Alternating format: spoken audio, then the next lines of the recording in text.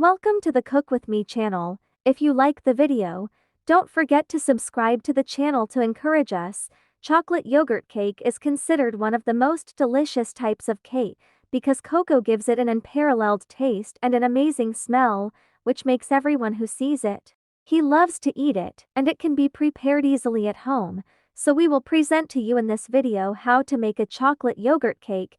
Ingredients: 50 grams of butter at room temperature, a large cup and a quarter of sugar. An egg. Preparing the cake: beat the butter with the eggs and the sugar well, using an electric mixer. Add the yogurt, cocoa, baking soda, and the rest of the ingredients to the mixture, then beat them well. And cocoa. Leave the yogurt and cocoa cake to cool down a bit. Cream ingredients: a small cup of whipping cream, 4 teaspoons of powdered sugar, 4 teaspoons of raw cocoa. Preparing the cream: beat the whipping cream with the rest of the ingredients with an electric mixer until the cream is formed.